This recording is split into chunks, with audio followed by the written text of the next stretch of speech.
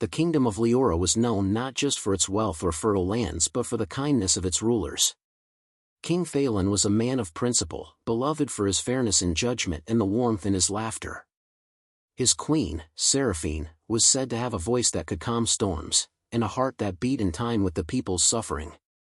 Together, they had 2 children, Prince Cale, strong-willed and fiercely loyal even as a boy, and his younger sister, Princess Alira, whose presence in the palace felt like sunlight pouring through the windows on a winter morning. Alira had hair the color of dawn and eyes like deep pools of midnight. Though royalty, she was never above sitting with the gardeners to learn about flowers or sneaking off to the kitchens to help roll dough for pastries. At 10 years old, she already possessed a kind of quiet wisdom that made even adults pause when she spoke. Her bond with Cale was unbreakable. He was her knight, her playmate, her protector. When she cried, he dried her tears. When he faltered, she offered her hand with childlike confidence. Together, they were the soul of the royal household. The day of the midsummer festival arrived with music in the air and flower petals scattered along the cobbled paths of the capital. It was a day of celebration, a day of life.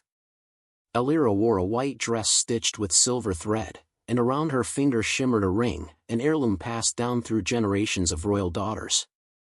A large sapphire was set at its heart, surrounded by a delicate swirl of silver etched with the royal crest, a phoenix rising from a crown. It was the last time anyone saw her. Some said she wandered off into the crowd chasing a butterfly, others whispered of shadows moving strangely near the royal tent. There was no scream, no struggle, no note. Only the ring, found days later by the riverbank, gleaming in the mud as though purposefully left. A search was launched that same night. Riders were dispatched in every direction, scouring forests, rivers, caves, and villages. Rewards were promised, foreign kingdoms were petitioned for aid, and even seers were consulted in desperation.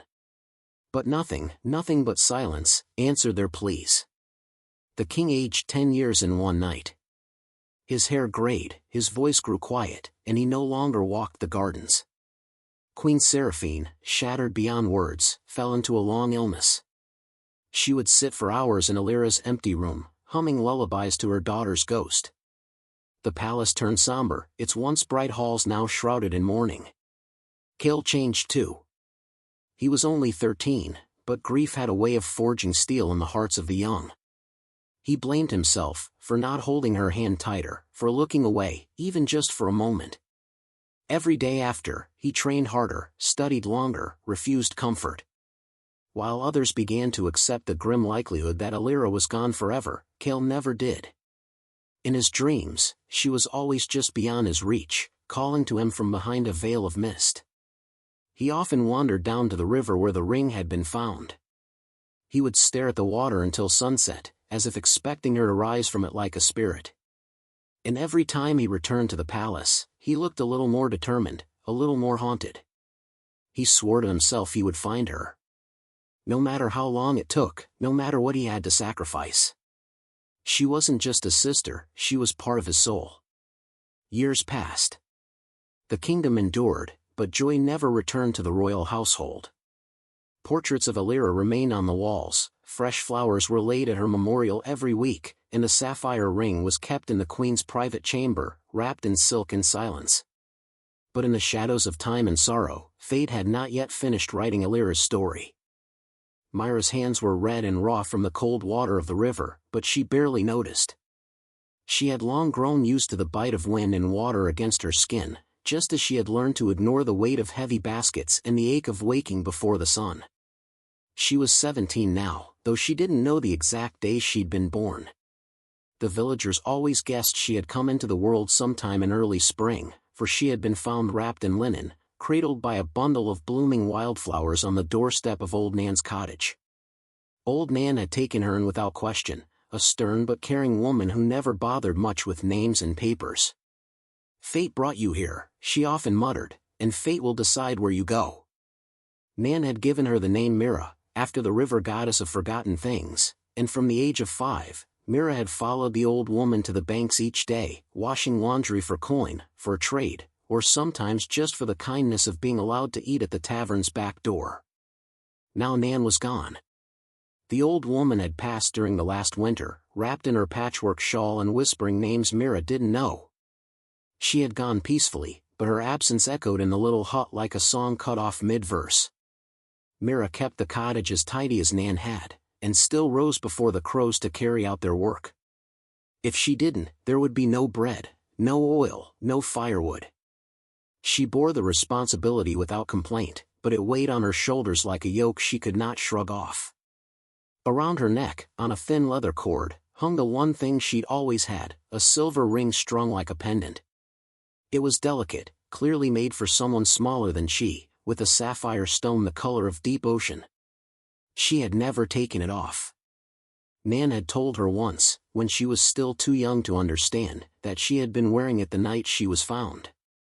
"Your mother must have loved you to give you something this fine," Nan had said, eyes squinting at the shimmer of the stone. "It's not something poor folk come by honestly." Mira didn't understand its value, but she had always felt connected to it, inexplicably so. At times, holding it made her feel calm, grounded, and at other times, it unsettled her. It was too elegant for a girl who wore patched skirts and scrubbed mud from trousers. She often tucked it beneath her blouse, hiding it like a secret from the world. At night, Mira dreamed strange dreams. She would wake in a sweat, the name Alira on her lips, and visions of towering halls and golden candlelight dancing in her mind. She saw tall windows with curtains like clouds, a woman with copper hair singing lullabies, and a boy laughing, spinning her in circles under a blooming tree. These images came without explanation, vivid and full of emotion, leaving her with a hollow ache she couldn't name. The cottage had no mirrors, but sometimes, in the still surface of the river, she would study her reflection. Her eyes were dark, almost violet in some lights, her skin fair despite the sun, and her features fine-boned. She didn't look like most village girls, her face too regal, her bearing too steady. Once, an old man delivering flour had remarked that she held herself like royalty, and Mira had laughed, brushing it off. But the comment stuck with her. She was no princess. She was just Mira, the girl who washed other people's clothes and lived in a shack at the edge of the woods. The girl who barely spoke unless spoken to, who bartered for soap and mended her own shoes. The girl who sat by Nan's grave and hummed songs she didn't remember learning. But sometimes, just sometimes, she would see herself walking through a palace. She could feel the weight of velvet skirts around her legs, could smell the rose oil in the air, could hear the rustle of silk as if it had once belonged to her. She told no one about these visions. They were too strange, too dangerous. Dreams had a way of making fools of the hopeful. Still, the river knew her. It whispered to her in a way the village never had. When she dipped her fingers into its current, it felt like home. Not the cottage. Not the village. The water. The dreams. The ring. There was something buried deep inside her, waiting to be uncovered. Something that made her heart race when she saw glimpses of silver or heard the distant ring of bells. She did not know her past, but she felt its shadow, always just behind her, watching.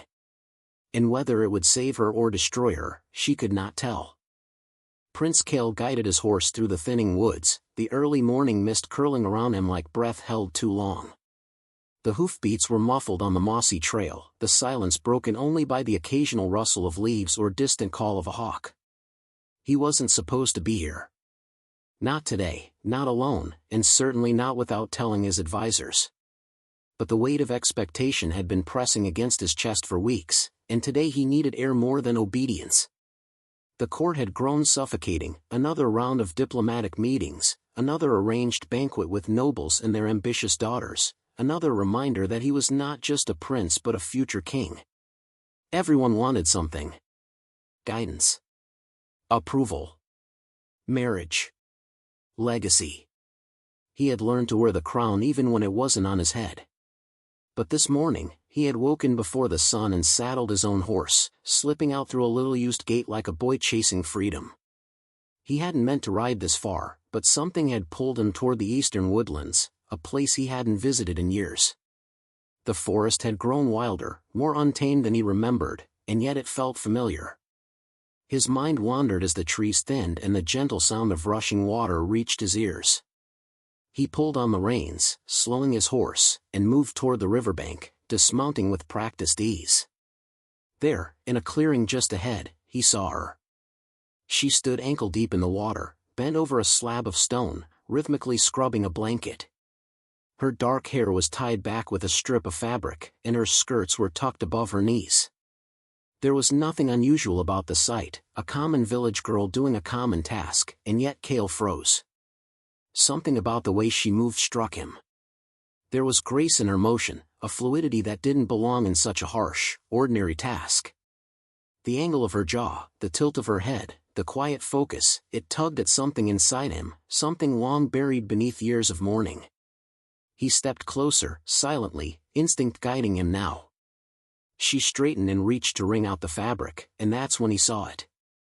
The sun caught on a glint of silver and blue at her chest, a ring, hanging from a leather cord, bouncing lightly against her blouse as she moved. His breath caught. He knew that ring. He had memorized every curve of its silver setting, every gleam of its sapphire center. He had held it in his hand the day it was pulled from the mud near this very river. It had belonged to Alira, his sister. The only thing she left behind when she vanished. Cale's pulse thundered in his ears. He stepped forward again, crunching a twig beneath his boot. The girl looked up at the sound, startled. Their eyes met, and for a brief, electrifying moment, neither of them moved. She looked nothing like Alira, or at least, not how he remembered her. But there was something in her eyes. A flicker of recognition that made his chest ache. The ring. The river. The feeling. He didn't know who this girl was, but she was not just some washerwoman. That ring had no business around the neck of anyone outside the palace. And now, 20 yards away, Prince Cale stood staring at the girl who wore it like it had always belonged to her. And for the first time in years, the cold, quiet part of his heart stirred. Cale stepped out from the brush, his boots crunching against the pebbled edge of the riverbank. Mira turned fully toward him, clutching the wet cloth in her hands. She tensed, not out of fear, but the kind of instinctive caution that comes from a life where strange men rarely brought good news. "You," Cale said, his voice sharp with emotion he hadn't yet tamed. "Where did you get that ring?" Mira blinked at him.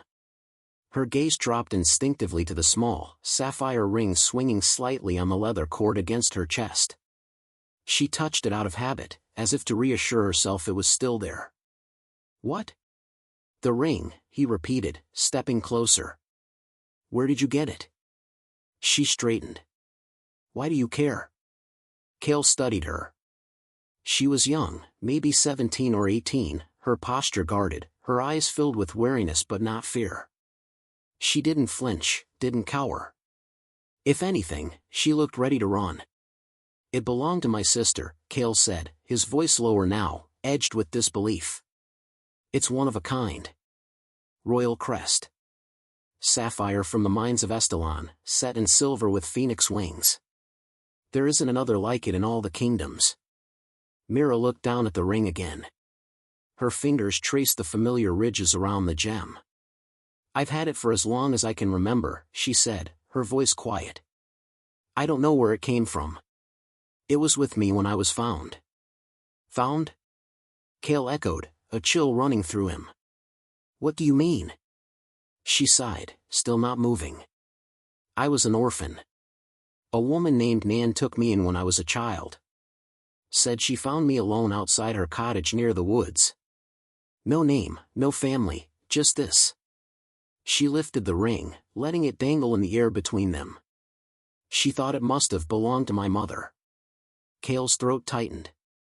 That wasn't just some ornament, it had been forged for Princess Alira's 10th birthday, a gift from their father himself. He had watched her wear it every day after that, proudly flashing it to anyone who would listen to her stories. And it had been found in the mud by the river the day she disappeared, the only trace left behind. That ring should not be here. And yet it was. Around this girl's neck. A girl who looked like no one he remembered, and yet. "You said you don't remember anything?" he asked, his tone turning probing, almost desperate. She hesitated, and then shrugged slightly. Bits and pieces. Dreams, mostly. A big house. A tree with red blossoms. Someone singing. Nothing clear. Nothing that makes sense. Cale was silent, his eyes locked on her. He didn't want to believe, couldn't let himself believe, but the feeling in his chest was unmistakable. That same echo of presence he used to feel when Alira walked into a room. "You don't understand," he said. "That ring was my sister's. She vanished when she was 10. No trace. We searched everywhere. Everyone thought she was dead." Myra's brow furrowed. "I'm sorry. Truly, I am. But I don't know anything about your sister." "Then why do you have her ring?" Cale pressed, frustration creeping in. "It didn't just appear. Someone gave it to you." "I told you," she said sharply, finally bristling. "I was a child. I didn't even have a name when Nan found me. The ring was with me. That's all I know." Cale's shoulders tensed, torn between hope and suspicion. This girl could be anyone. A fraud. A coincidence. But something inside him, that same instinct that had drawn him to the river this morning, whispered that she was more. Mira looked down again at the ring. "I've always wondered about it," she admitted softly. "It doesn't belong to a girl like me." Cale stared at her, unsure what to say. Everything he knew, everything he'd believed for the past 10 years, had just shifted. And the girl with the river-washed hands and royal ring might just hold the answer to a decade-old mystery. Or tear open a wound that never truly healed. That night, Mira couldn't sleep. She lay curled beneath her patched wool blanket in the small cottage she had once shared with Nan, the fire nothing more than a smoldering whisper in the hearth. The prince's words echoed in her mind, "Alira. Sister. Vanished. Ring." The sound of his voice, taut with disbelief and desperation, refused to quiet. He had looked at her as if she were a ghost. And maybe, in some ways, she was. As sleep finally came, it brought no peace. She found herself standing in a great hall lined with pillars, the walls draped in golden tapestries that shimmered with candlelight. The scent of lavender and beeswax clung to the air. A woman with long auburn hair sat at a harp, her fingers plucking a gentle tune. Mira, or the child she once was, sat beside her, resting her head on the woman's shoulder. The lullaby flowed around them like warm water, and the woman whispered, "Alira, my little light," as she stroked her hair. The name rang inside Myra's mind like a bell tolling for the dead. She tried to speak, to move, but the vision shifted. Now she was running, bare feet on cold stone. A man in dark armor was shouting behind her. Smoke clouded the air. The scent of something burning, wood, cloth, something worse, filled her nostrils. She heard a voice scream her name, panicked and sharp. "Alira." She turned back, but the vision shattered into shadow. She woke with a gasp, her nightdress damp with sweat. Her hand flew to the ring around her neck. It was warm against her skin, as if it too remembered. Over the following days, the dreams continued, fragmented, haunting, always just out of reach. A boy's laugh as he spun her in circles beneath a cherry blossom tree. A table heavy with food. A toy carved from ivory. A large dog licking her face. The image of a man in a crown lifting her onto his lap and calling her his treasure.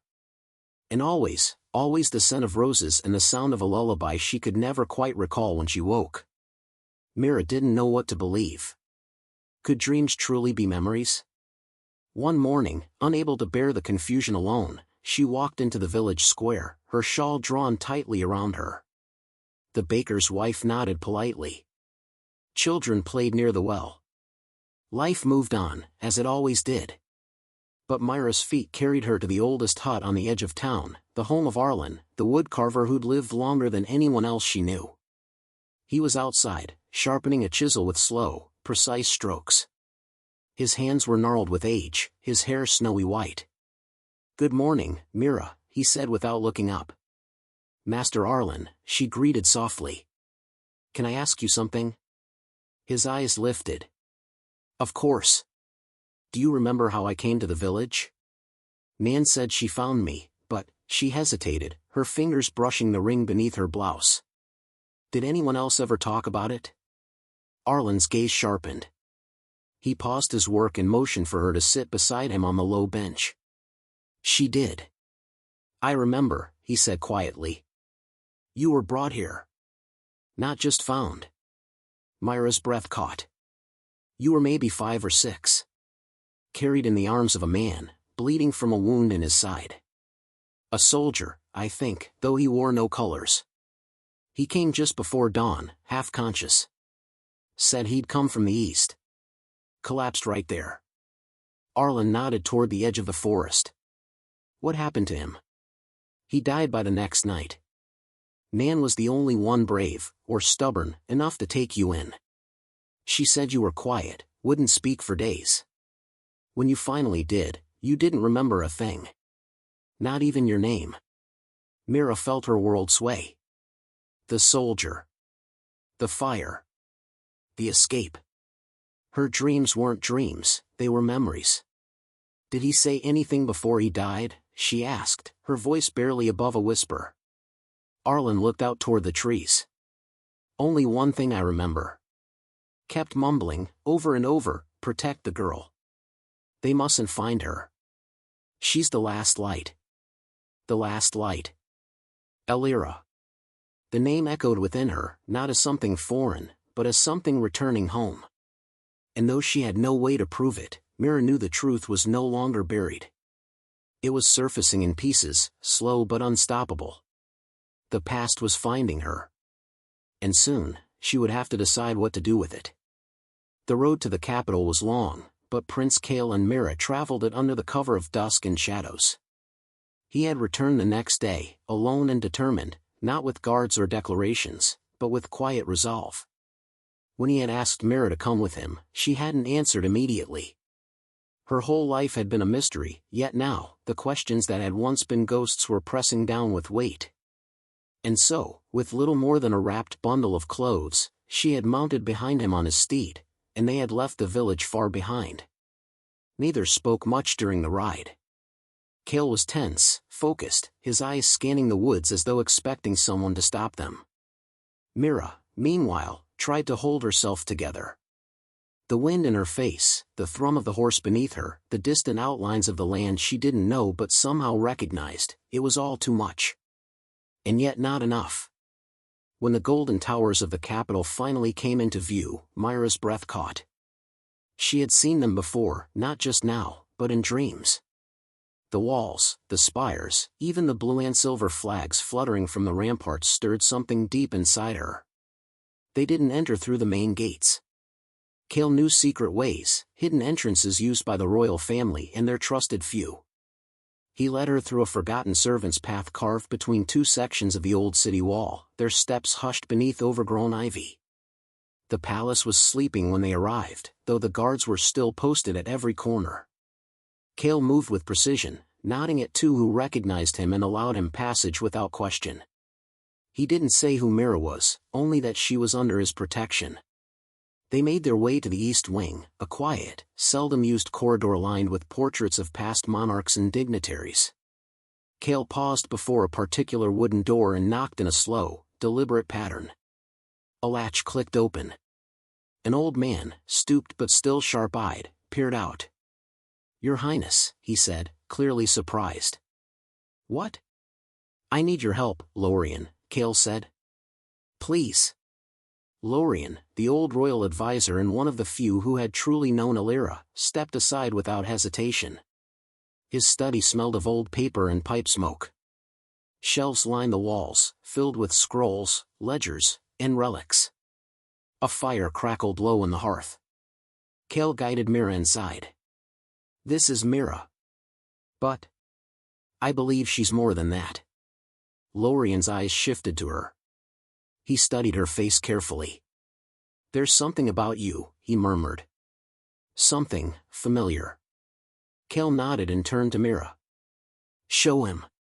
Reluctantly, Mira pulled back her sleeve and then turned slightly, lifting the hem of her tunic at the shoulder to reveal a small mark on her skin just below her collarbone, faint, but clearly shaped like a crescent moon with 3 dots below it.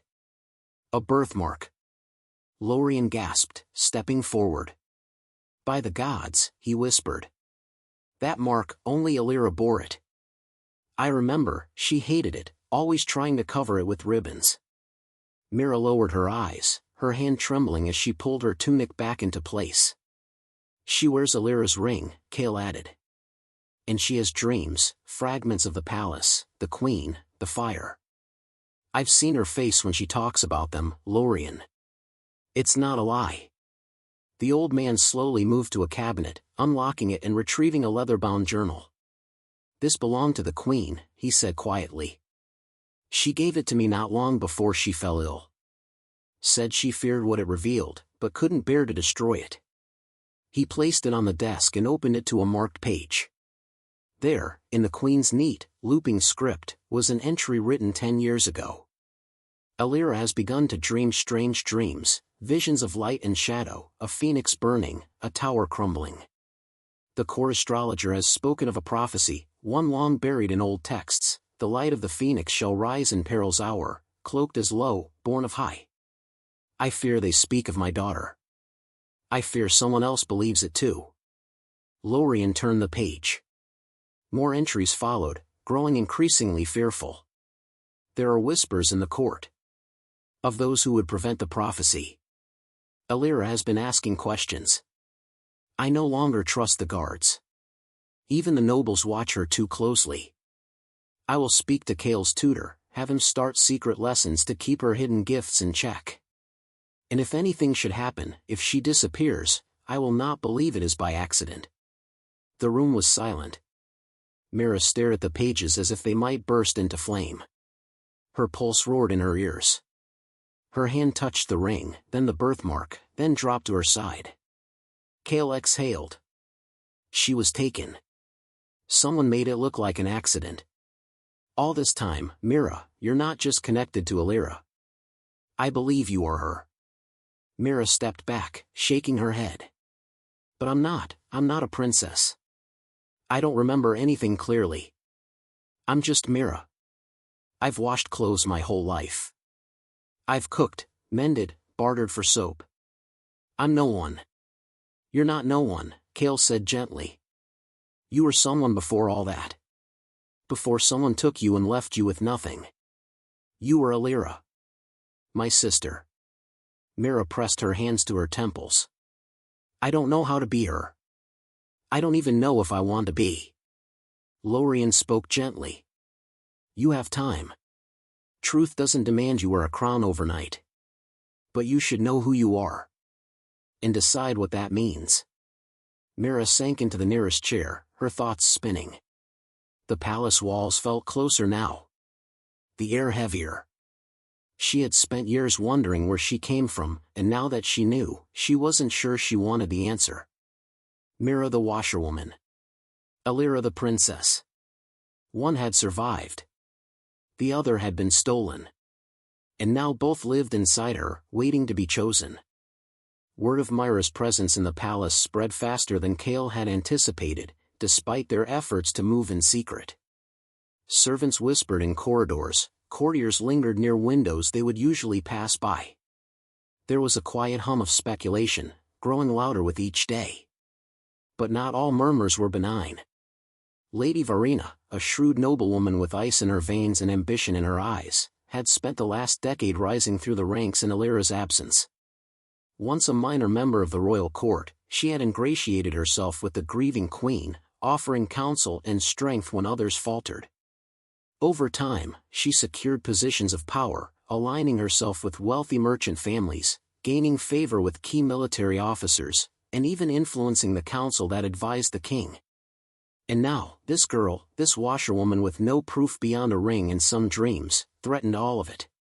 She's a fraud, Lady Varina hissed in her drawing room, her voice sharp as a dagger. Around her sat 3 members of the royal council and 2 high-ranking nobles, all of whom owed her more favors than they cared to admit. A convenient illusion for a desperate prince and a dying monarchy. She has no documentation, no witnesses, no history. She has the birthmark, one counselor murmured, though not convincingly. She has a mark, Varina snapped. There are ways to replicate that. And a ring? Trinkets can be stolen, sold, fabricated. Are we now handing the throne to any village girl with a gemstone and a bedtime story? We're not handing her anything, said another voice, one of the nobles. But if she is Illyra? She isn't. Varina stood, her eyes flashing. And I will ensure the court knows it. Meanwhile, in the western wing of the palace, Mira stood in a silk gown she did not feel worthy of, facing a mirror that showed a stranger. Her hair had been brushed until it gleamed, her posture corrected, her words gently coached by tutors who remembered the princess as a child. But Mira still spoke with the cadence of a village girl. She still hesitated at ornate doors. She still avoided eye contact with footmen. No matter how much they dressed her, she couldn't escape the feeling that she didn't belong. Kale entered the chamber quietly, pausing when he saw her. You look like her, he said. I am her, Mira whispered, her voice uncertain. Are you? She turned sharply. I don't know. Every time I think I remember something, it slips away. And now there are whispers. Court ladies watching me like I'm some wild thing in a cage. Lady Varina, she's already spreading rumors. Kale nodded. She has much to lose. And she's dangerous. Which is why we need more than dreams and memories. We need proof. Myra's hands trembled slightly. And if I can't find it? He stepped closer, lowering his voice. There's something only Illyra knew. A test. A passage hidden behind the eastern tower. When we were children, our father showed it to us, just once. Said it was built during the old wars, to hide something if the kingdom ever fell. What kind of something? Kale's eyes flickered with memory. A box. Locked. Carved with the royal crest.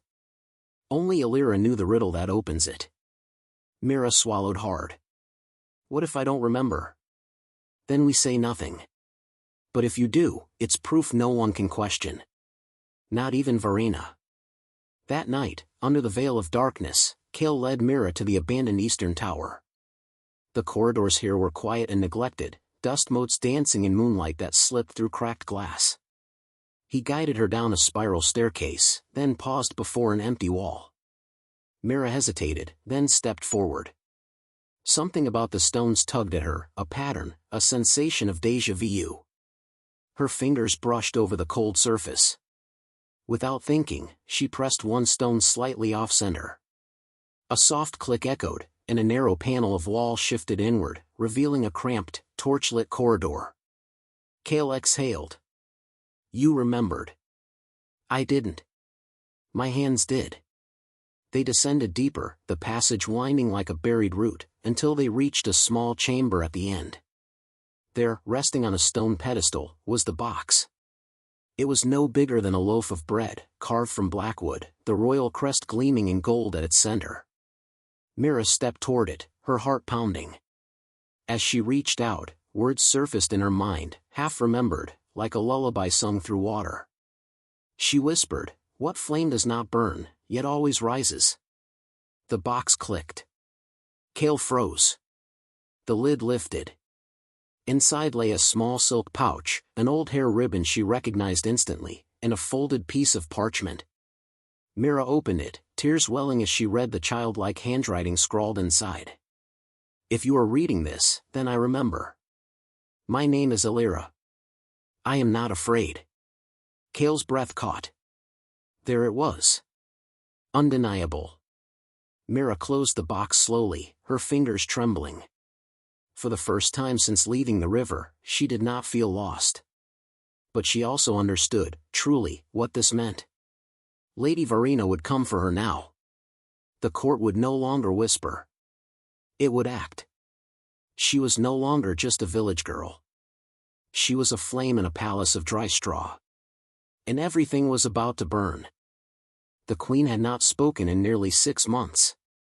She lay in a sun-drenched chamber high in the royal wing, her once regal frame now fragile beneath layers of silk and linen. Her eyes, when they opened at all, stared through the walls as if looking for something beyond them, something lost. The royal healers had tried every tonic, every elixir and prayer.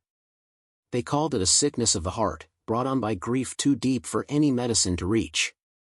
Since the day Princess Alira vanished, the queen had slowly faded, her light dimming until only the shell remained. It was to this still, quiet room that Mira was brought. The guards had hesitated, but Kale insisted. Lorien stood beside them, nodding solemnly. No one else was permitted inside.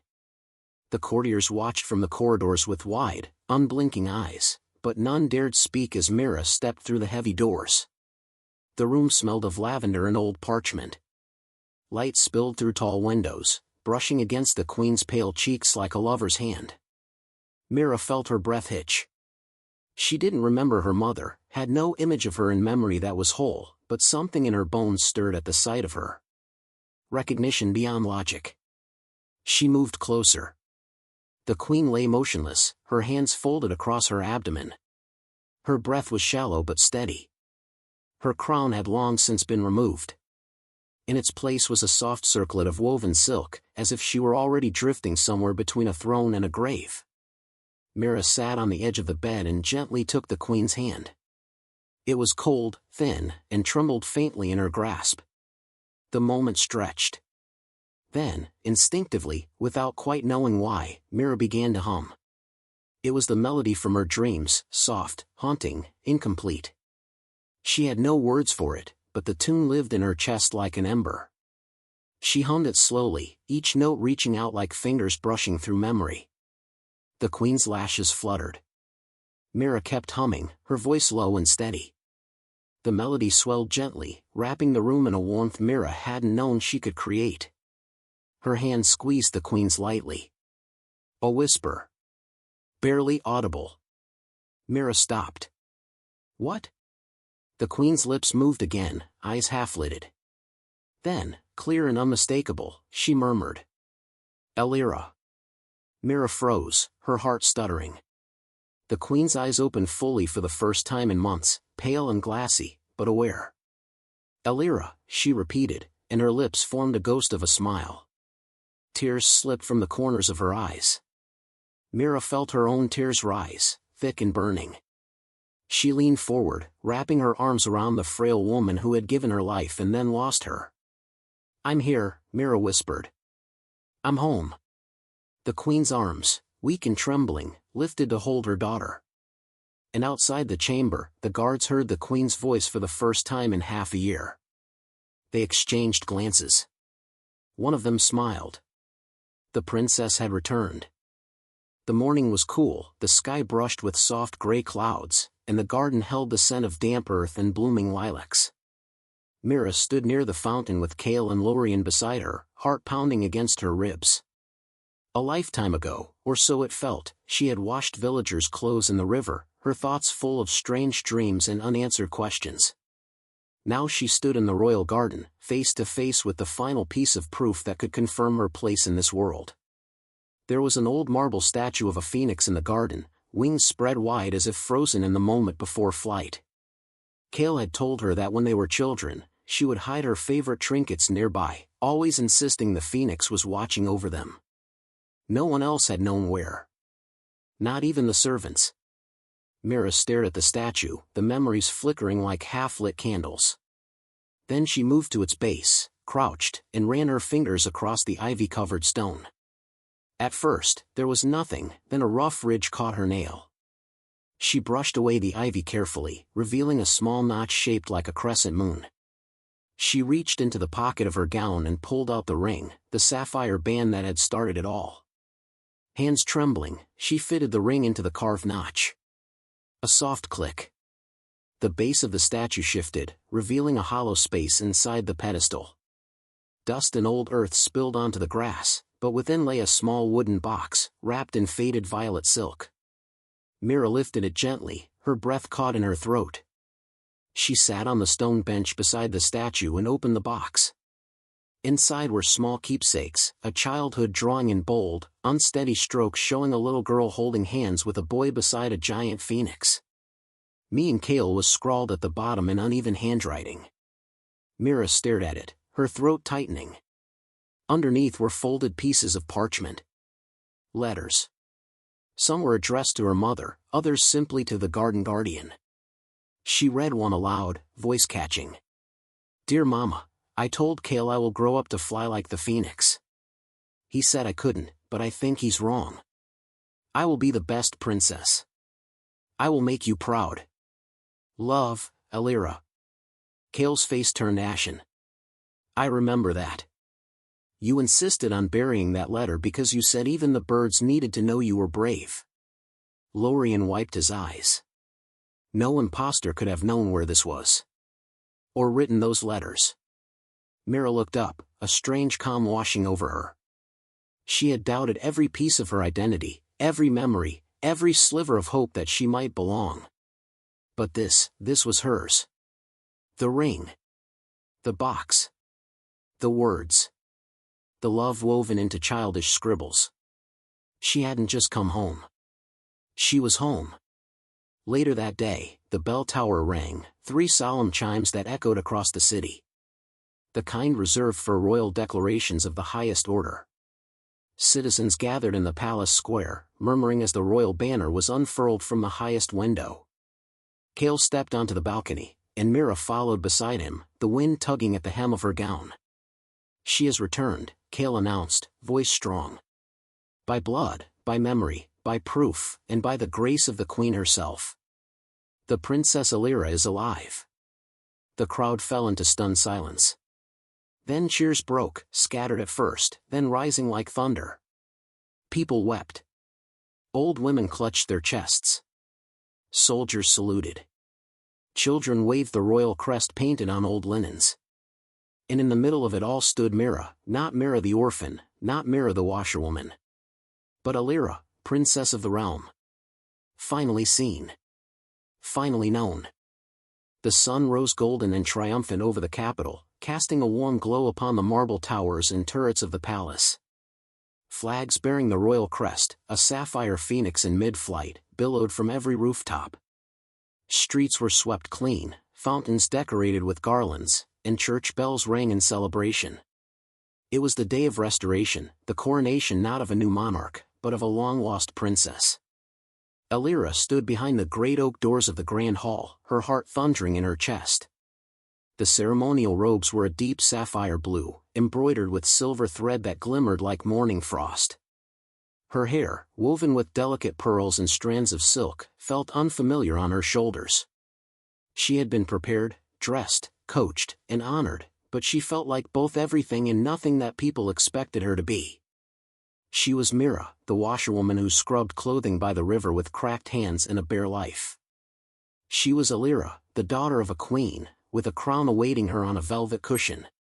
The two identities churned within her like opposing currents. She felt joy, yes, and fear, and grief, and guilt for the woman who once lived a simple life far from palaces and titles. The girl who loved the smell of wet leaves, who hummed to herself while working, who had no past to mourn. Could she be both? The great doors opened. A thunderous sound erupted from the assembled court beyond, nobles, ambassadors, soldiers, villagers invited from across the realm. Rows of people turned, gasping, bowing, murmuring with awe and welcome. But Elira didn't hear them. All she saw was Kale, standing at the head of the marble aisle, clad in ceremonial armor with a royal blue sash across his chest. His eyes locked on hers, pride shining brighter than the golden window panes. She walked slowly toward the dais, her steps measured and deliberate. Every footfall echoed through the cathedral-like hall. She felt the weight of thousands of eyes, but also the quiet, invisible presence of her younger self, the lost girl in the river, the orphan by the fire, the dreamer with a mysterious ring. When she reached the dais, the high cleric stepped forward, holding a scroll and the crown that had once belonged to her grandmother. Elira of House Aderin, he said, voice firm and clear, by birth and by proof, by the will of the queen and the voice of the people, you are restored to your place among the royal blood. Do you accept this honor? Elira looked out at the people. Among the lords and ladies stood villagers she remembered from her old life. One, an old man with trembling hands, had once gifted her warm bread on a freezing morning. Another, a young mother with tired eyes, had wept when she heard Alira's name announced. These were her people. She turned to the cleric. "I accept," she said.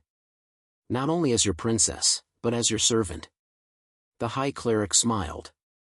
"Then kneel, Princess Alira." She knelt, and the crown was placed gently upon her head. The crowd erupted, thunderous applause, cheers, voices calling her name. Yet even with the noise, a peace settled over her.